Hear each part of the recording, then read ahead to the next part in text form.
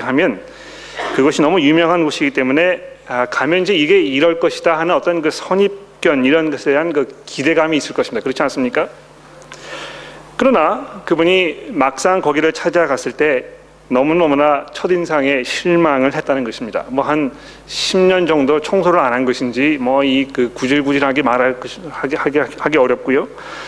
또 거기 종업원으로 일하시는 모든 분들의 그 불손함, 또 이 서서 기다려야 하는 그런 그 지루함, 뭐 이런 것이 뭐 말도 할 수 없을 만큼 큰 그 실망을 안겨주었다는 것입니다.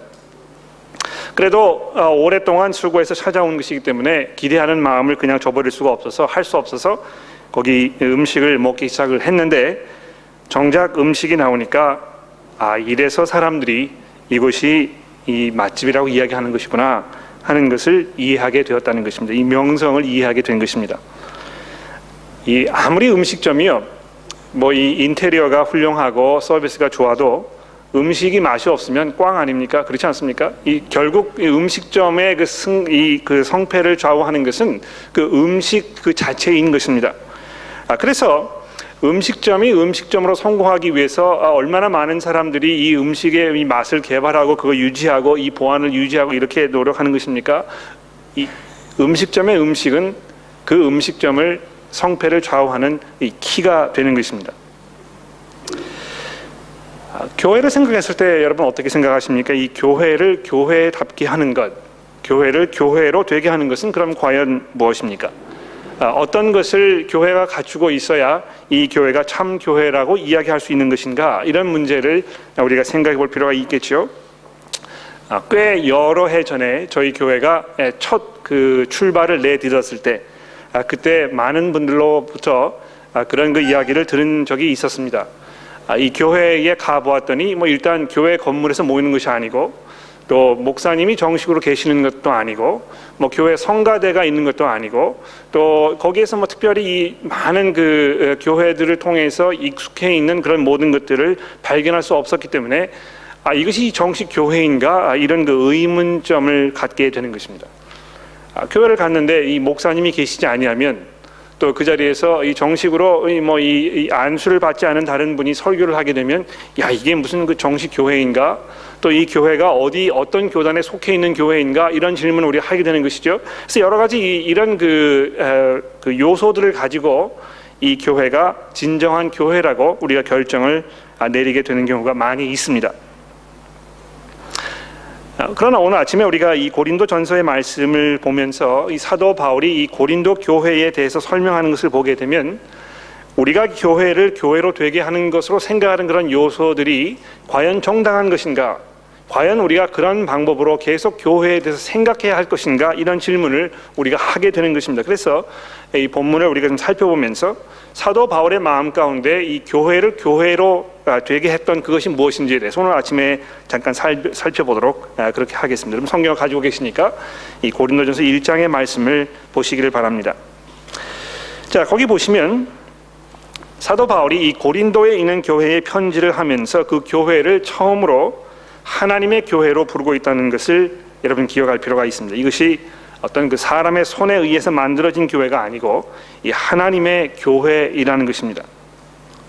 자, 그리고 나서 그 후에 이 하나님의 교회가 과연 어떤 교회인가에 대해서 2절부터 쭉 설명을 해 나가고 있죠. 어떤 교회가 하나님의 교회입니까? 이 교회라는 간판을 걸고 있으면 하나님의 교회가 되는 것입니까? 거기 어떤 그 정식 안수를 받으신 목사님이 계시면 그 교회가 하나님의 교회가 되는 것입니까? 거기 뭐 교인 수가 일정 수를 넘어가면 어떤 그 재정적 자립을 하게 되면 하나님의 교회가 되는 것입니까? 과연 무엇을 갖추고 있어야 이 교회가 하나님의 교회라고 우리가 이야기할 수 있는 것일까요? 우선 첫 번째로 예수 그리스도 안에서 거룩하여지고 성도라 부르심을 받은 자들이라고 1차로 설명을 하고 있지 않습니까? 예수 그리스도 안에서 거룩하여지고 성도라 부르심을 받은 자들이라고 이야기하고 있는 것입니다. 여러분 여기 이 거룩이라는 말은요, 원래 그 원어 성경에 보게 되면 우리 한국말로 번역을 했을 때 사용되는 이 성화라는 단어가 있습니다. 이 성화라는 말은 무슨 말입니까? 이 거룩할 성자에다가 이 과정 화자를 붙여가지고 거룩해져 가는 이 과정을 얘기하는 것이죠. 그래서 사람들이 예수 믿게 되면은 이 칭의, 이 justification, 하나님께로부터 의롭다는 그 선언을 받는 것이 있고, 그 선언을 받은 후로부터는 이 그 성화되어가는 과정에 있어서 우리가 이 sanctify 되어간다 이야기합니다. 그렇죠? 그러다가 우리가 이 세상을 떠나거나 또는 그 전에 예수께서 재림하셨을 때 그때서야 비로소 우리가 이제 영화롭게 된다 이렇게 해서 영어로 이 glorification이라 이제 이야기를 하게 되는데요. 실제로 성경이 이 성화, 우리 한국말로 번역되어 있는 성화라는 단어를 설명을 할 때 어떤 그 과정으로 설명하지 아니하고 칭의와 마찬가지로 영단번에 일어난 것으로 설명하고 있다는 것을 우리가 주목할 필요가 있습니다. 이미 예수 그리스도 안에서 여러분과 제가 이 거룩해졌다는 것입니다. 거룩하여지고 이렇게 되어 있죠. 이 현재 완료형으로 되어 있는 것입니다. 이미 여러분과 제가 예수 그리스도 안에서 거룩해졌다는 것입니다. 그래서 아마 이 거룩이라는 말을 우리가 생각할 때 어떤 그 점점 하루가 다르게 이 변화되어서 점점 이 변화되는 그런 삶을 대해서 이야기하는 것보다는 영 단번 한 번에 이 구별되는 어떤 그 성별의 그 작업, 이것을 이야기하는 것이라고 우리가 이야기할 수 있겠습니다. 그래서 이 거룩하여지고, 즉 성별 받아서 여러분과 저를 이 성도라 이 부르심을 받은 사람이라는 것입니다. 이 성도라는 말은 이제 영어로 이 saint라는 말인데요. 저희 교회 이름도 이제 이 Saint Andrews 이렇게 해가지고 우리가 이 saint라는 말을 생각했을 때 어떤 그 성자를 생각합니다. 그래서 이 교회 이제 이 역사를 쭉 보게 되면 교회로부터 이 성자라는 칭을 받았던 여러 사람들이 있지 않습니까? 그래서 이 교회 이름을 봐도 이 Saint Andrews가 있고, Saint Thomas가 있고, Saint Johns가 있고, 또 이 카톨릭 교회 가 보시게 되면 그 밖에 수많은 그런 성자들이 있는 것입니다. 주로 이제 이 스테인 글라스에 보시게 되면 성자들이 그림이 그려져 있는데요. 뒤에 이 큰 그 쟁반을 두르고 있는 분들이 이제 성자라고 생각을 하는 것입니다.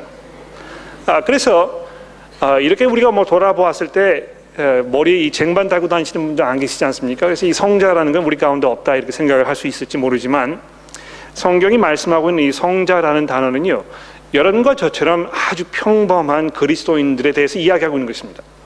왜 그렇습니까? 이미 예수 그리스도 안에서 여러분과 제가 이 성별함을 받았기 때문에 그렇다는 것입니다. 하나님께서 여러분과 저를 이 세상에서 잘 고르셔가지고 이 다른 데로 띄워 놓으셨다는 것이기 때문에 그런 면에서 우리가 성도로 부르심을 받았다는 것입니다. 이 성자로 부르심을 받았다는 것입니다.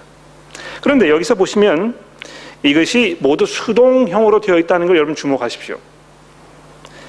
여러분과 제가 우리의 노력을 통해서 우리의 힘으로 우리의 능력으로 거룩해져 가는 과정에 있다고 이야기하지 아니하고, 영어로 이야기하면 이 sanctified, 이 그 수동형이거든요. 여러분과 제가 하나님의 그 손에 의해서, 그분의 능력에 의해서 거룩하여짐을 입게 되었다는 것입니다.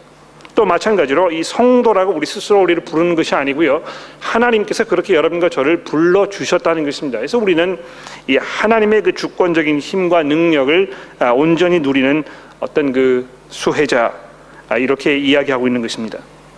자, 그런데 그것뿐만이 아니고요, 계속해서 하나님의 교회에 대해서 설명을 하면서 또 무엇을 이야기하고 있습니까? 각처에서 우리의 주, 곧 그들과 우리의 주 되신 예수 그리스도의 이름을 부르는 모든 자들에게 편지한다 이렇게 이야기하면서 이 편지를 받는 사람이 이 교회라는 걸 이야기하고 있는데, 그 교회가 되게 하기 위해서 뭘 이야기하고 있습니까? 주 되신 예수 그리스도의 이름을 부르는 사람들을, 그 무리를 교회라고 부르고 있다는 것입니다. 그래서 사도 바울이 이 교회라는 그 단체에 대해서 생각할 때 그것을 교회로 만드는 가장 유일한 한 가지 이 핵심적인 요소가 무엇입니까? 예수 그리스도에 대한 고백이라는 것입니다. 그것이 있으면, 그래서 그것을 고백하는 사람들의 무리라면 그것이 하나님께서 보셨을 때 하나님의 교회라고 이야기하고 있는 것입니다. 이 뭐 어떤 그 교단에 소속되어 있어야 한다든가, 어떤 교회의 이 정치 구조가 뭐 잘 갖추어져 있어야 한다고 하든가, 어떤 교회 건물을 갖추고 있어야 한다든가, 뭐 이런 것에 대해서 사도 바울이 설명하고 있지 아니하고요. 예수 그리스도에 대한 고백, 그분의 그 은혜 가운데에서 이 성도로 부르심을 받은 사람들의 그 모임에 대해서 교회라고 이야기하고 있다는 것입니다. 그리고 나서 교회가 그런 상황에 있을 때, 그런 자리에 서게 되었을 때 하나님의 어떤 은혜를 받고 있는지에 대해서, 어떤 하나님의 은혜를 누리고 있는지에 대해서 4절부터 우리에게 설명을 하고 있습니다. 한번 읽어보도록 하죠. 그리스도 예수 안에서 너희에게 주신 하나님의 은혜로 말미암아 내가 너희를 위하여 항상 하나님께 감사하노니, 이는 너희가 그분 안에서 모든 일 곧 모든 언변과 모든 지식의 풍족함으로 그리스도의 증거가 너희 중에 견고하게 되어 너희가 모든 은사에 부족함이 없이 우리 주 예수 그리스도의 나타나심을 기다립니다. 주께서 너희를 우리 주 예수 그리스도의 날에 책망할 것이 없는 자로 끝까지 견고하게 하시리라. 너희를 불러 그의 아들 주 예수 그리스도 우리 주와 더불어 교제하게 하시는 하나님은 미쁘시도다. 이렇게 하면서 예수 그리스도를 주로 고백하는 이 교회 안에 있을 때에 우리가 누리게 되는 이 하나님의 그 풍성한 은혜에 대해서 몇 가지로 설명을 하고 있습니다. 첫 번째는 무엇입니까? 4절 말씀해 보십시오.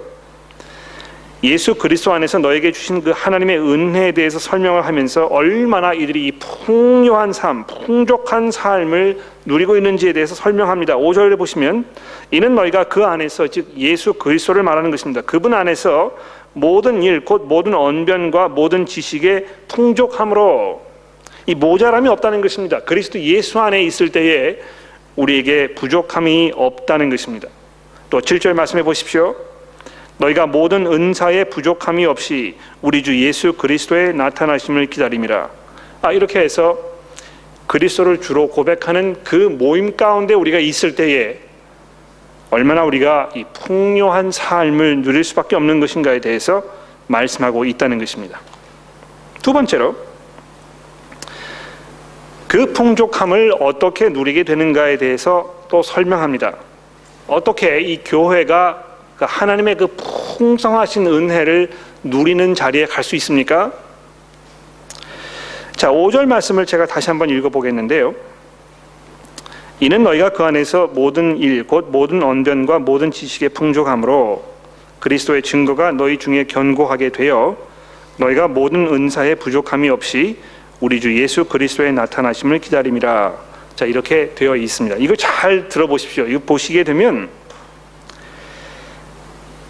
마치 고린도 교회가 예수 그리스도를 주로 고백하고 그 안에서 든든하게 서 있는 그 근거, 그 이유, 이것이 그들이 모든 언변과 모든 지식에서 풍족하기 때문이라고 설명하는 것처럼 번역이 되어 있습니다. 즉 다시 말해서 교회 안에 뭐 이 은사가 많이 있고 사람들이 거기에서 뭐 봉사를 많이 하고 막 힘을 뭐 서로 합쳐서 이 교회가 막 확작지껄하고 막 힘이 넘쳐나는 것 같고, 이런 그 모습을 보니까 그러므로 인해서 그 결과로 그리스도의 증거가 너희 중에 견고하게 되어 있다, 이렇게 사도 바울이 결론을 지는 것처럼 우리 그 개역 개정 성경이 번역을 하고 있다는 것입니다. 그런데 사실 그렇지 않습니다. 오히려 예수 그리스도에 관한 증거가 여러분들 가운데 아주 든든하게 자리를 잡고 있기 때문에 여러분들은 조금도 부족한 것이 없습니다 라고 이야기하는 것입니다. 잘 이해하셔도 되겠는데요, 교회가 교회로서 이 풍성함을 누릴 수 있는 그 근거가 무엇입니까? 여기 안에 재주 많은 사람들이 있기 때문에 그런 것입니까? 이 교회의 은사가 넘쳐나기 때문에 그런 것입니까? 교회 안에서 아주 뭐 재력도 있고 또 뭐 어떤 지식도 있고 경험도 많고 사랑이 넘치는 사람, 그런 많은 사람들이 이 교회에 있기 때문에 그것으로 인해서 이 교회가 그리스도의 교회로서의 모습을 갖추고 가는 것입니까? 그렇지 않다는 것입니다. 사도 바울의 마음 가운데 가장 중요한 것은요, 예수 그리스도에 관한 그 증거, 즉 다시 말해서 그분께서 우리의 죄를 위해서 죽으시고 장사한 지 사흘 만에 부활하셔서 하나님의 보좌 우편에 앉으신 이 온 세상의 통치자이시라는 그 사실, 이것이 이 교회 안에 있는 모든 사람들에게 그 마음 가운데 아주 깊이 뿌리를 내리고 있기 때문에 그 안에서 이 교회가 그 언변에 또 그 모든 지식에 부족함이 없게 되었다는 것입니다. 우리 교회가 어떤 교회인가 생각하면서 이 교회에 좀 이런 게 있었으면 좋겠다, 뭐 음악을 좀 더 잘하는 분이 있었으면 좋겠다, 이 성경 공부를 잘 더 인도하는 분이 있으면 좋겠다, 또 뭐 이 사람들에게 베푸는 것을 더 잘하는 분이 있었으면 좋겠다, 이런 그 여러 가지 은사들에 대해서 우리가 생각을 많이 하게 됩니다. 그러나 우리에게 중요한 것은 우리 교회에 어떤 은사가 있는가 없는가, 또 필요한 것이 무엇인가를 생각하는 것이 아니고 이 교회에 있는 성도들의 마음 가운데 예수 그리스도에 관한 그 증거가 아주 견고하게 든든하게 다져져 있는가, 이 문제를 생각하는 것이 훨씬 더 중요하다는 것입니다. 여러분 잘 한번 생각해 보십시오. 저희 교회 지금 뭐 이 자리에 120-30명 가량의 교회분들이 앉아와 계시는데요, 정말 우리가 이 자리에서 예수 그리스도를 주로 고백하고 그분께서 나의 구원자이시고 나의 삶이 그분의 손 안에 들어가 있고, 그래서 내가 예수 그리스도의 그 재림하시는 그 마지막 날까지 아주 안전하다고 생각하는, 그것을 확신하는 모든 분들이 이 자리에 계시는 것입니까? 혹시 우리 가운데 그것에 대해서 아직 잘 이해하지 못하시거나 그것에 대한 확신이 없거나 그런 분들이 계시는 것입니까? 그렇다면 우리가 교회로서 무엇을 해야 하겠습니까? 그분들을 위해서 기도하고 그분들에게 설명하고 그분들의 질문을 잘 들어서 그분이 복음을 이해할 수 있도록 도와드리고, 그래서 그분들도 역시 이 그리스도의 은혜 가운데 들어갈 수 있도록 우리가 최선을 다하는 것이 이 교회로서의 참 역할과 본분이라는 것입니다. 세 번째로, 그리스도의 그 은혜의 하나님의 그 은혜 가운데에서 이 고린도 교회가 어떤 삶을 살고 있습니까? 그리스도의 나타나심을 기다리는 삶을 살게 되었다고 이야기합니다. 7절 말씀에 다시 보십시오. 너희 모든 은사의 부족함이 없이 우리 주 예수 그리스도의 나타나심을 여러분들이 기다리고 있습니다. 이렇게 설명하고 있습니다. 그리고 마지막으로 네 번째 보시게 되면, 예수 그리스도 안에 있을 때 어떤 하나님의 은혜를 누리게 되는 것입니까? 그리스도의 날에 책망할 것이 없는 자로 예수 그리스도께서 우리를 견고하게 하실 것이라고 말씀하고 있습니다. 어떤 면에서 고린도 교회를 우리가 바라보았을 때 사도 바울의 이러한 설명이 아주 의외로 들릴 수 있습니다. 왜 그렇습니까? 그 교회가, 고린도 교회가 얼마나 악명이 높은 교회였는지요.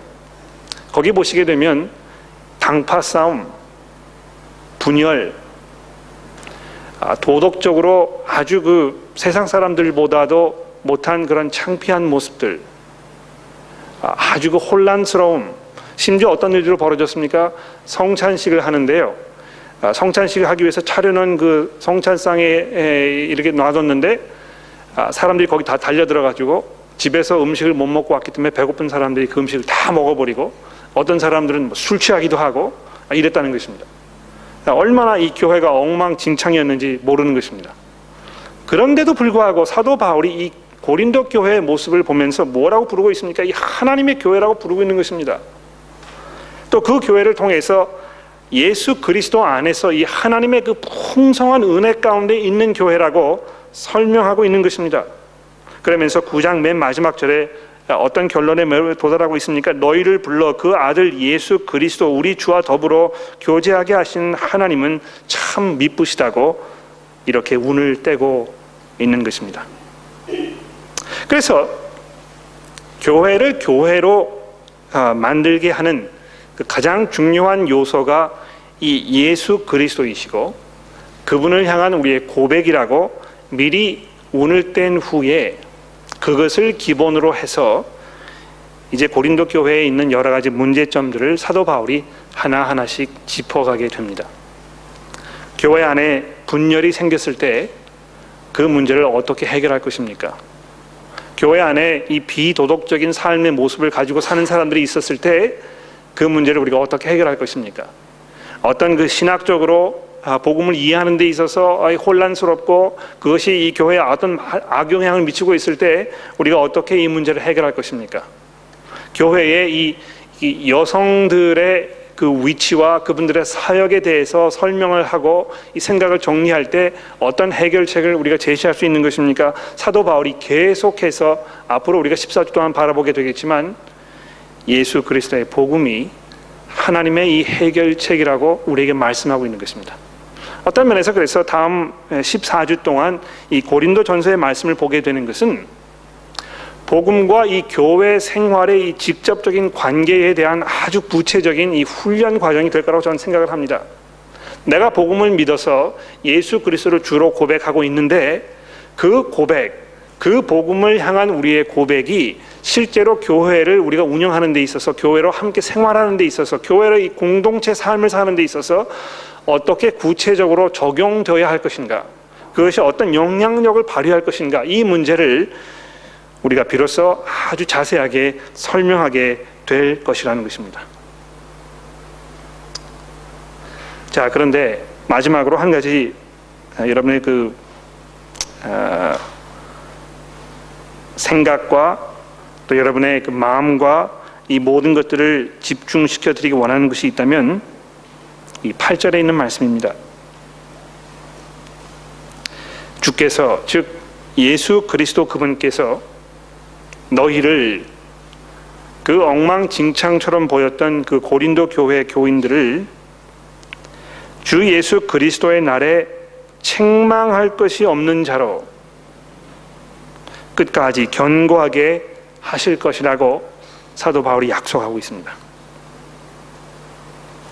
여러분과 저는 이 세상을 살아가면서 과연 내가 신앙생활을 끝까지 잘 할 수 있을까?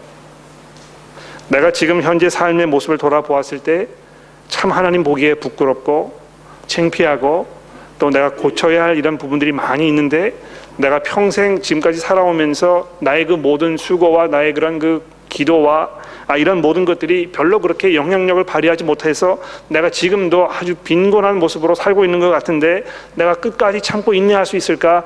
이런 염려 가운데 계시는 분들이 상당히 많다는 것을 제가 알고 있습니다. 지난주에 성경 공부 그룹을 제가 2군데를 찾아갔었는데요, 거기에서도 많은 분들이 그렇게 이야기하십니다.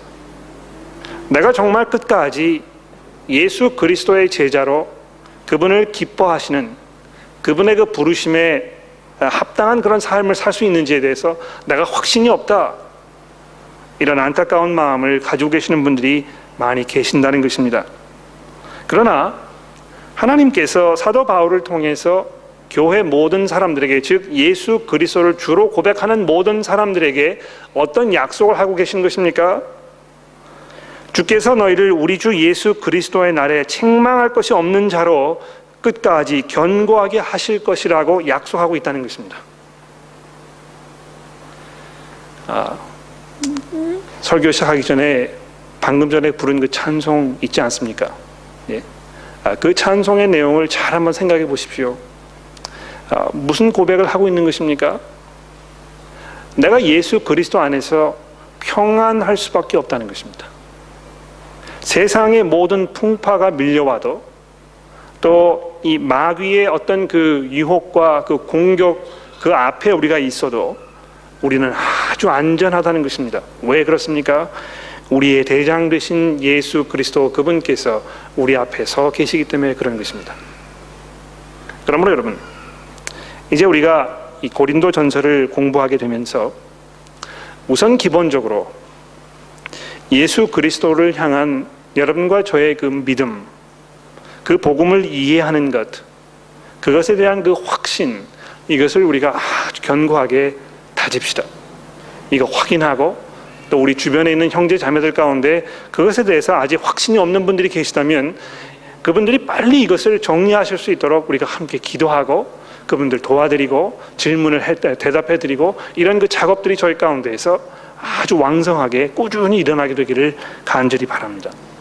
그리고 그 과정을 통해서 이 교회가 교회로서 살아가는 그 공동체 삶을 살 때 정말 이 복음으로 다스림을 받는 그런 교회의 모습을 갖추어가는 그런 기회가 되기를 간절히 기도합니다.